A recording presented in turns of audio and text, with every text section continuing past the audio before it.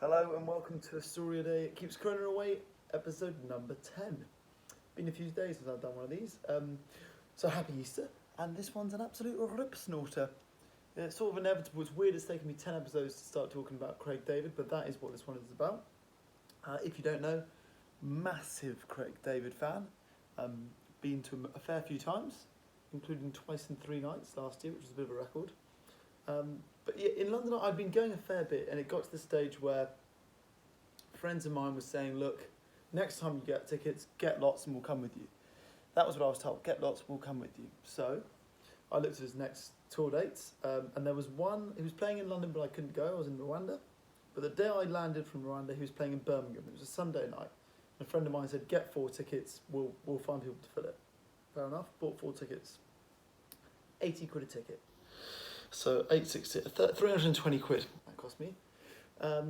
So over the next few weeks, he obviously committed, that first guy. Then a girlfriend of ours committed. She said, yeah, I'll come. Couldn't fill the 4th spot, but I was thinking, if we don't fill it, never mind, we can split it between the 3 of us.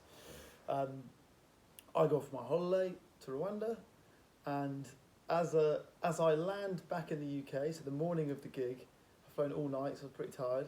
I get a text from both the people who committed to come with me dropping out. So I'm thinking, okay, 320 quid, I need to fill these spots. Or either I go and I just pay 320 quid for a ticket to Craig David in Birmingham, or I don't go and try and sell the tickets. Or basically don't go and pay 320 quid not to go. So I thought, right, I'll fill them. So all day I'm messaging people. I actually had a play rehearsal that afternoon.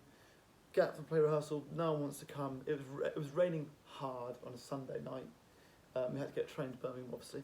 So I thought, okay, it's fine. I will get on the train, and I'm sure I'll meet someone, and I'll just give out some free tickets if I can't sell them.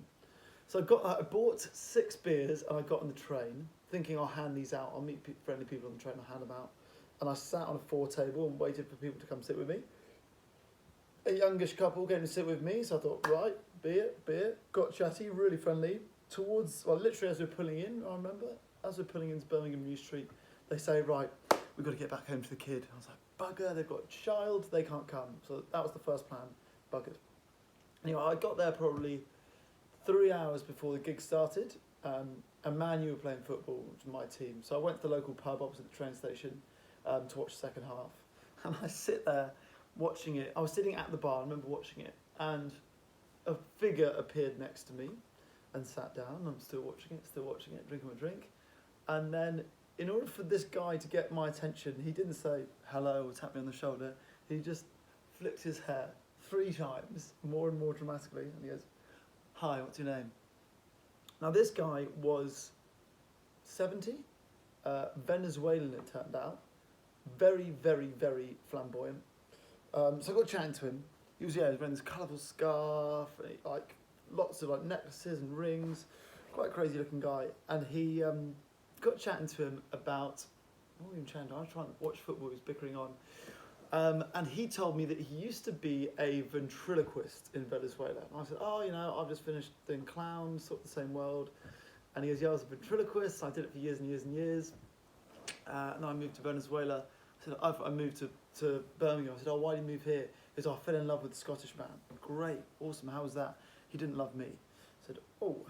And he goes, yeah, 12 years ago I realised he didn't love me, and I've been an alcoholic ever since. I would go back to Venezuela, but all of my family's died. I thought, Christ, yeah, he goes, I had to give up. I had to give up being a, no, he wasn't even a ventriloquist, he was a, what's the thing when you put yourself in tiny boxes? You could bend and clip all his bones and stuff. A contortionist. He was a contortionist. So he said, yeah, I got a back injury, so I had to stop being a contortionist. The man I loved didn't love me, the Scottish man. Most of my family's dead, so I've been living in Birmingham as a alcoholic for 12 years. Thought, okay. And then in my head I remember going, contortionist, probably quite a good dancer. Maybe I'll offer him a drink, offer him a ticket to Craig David.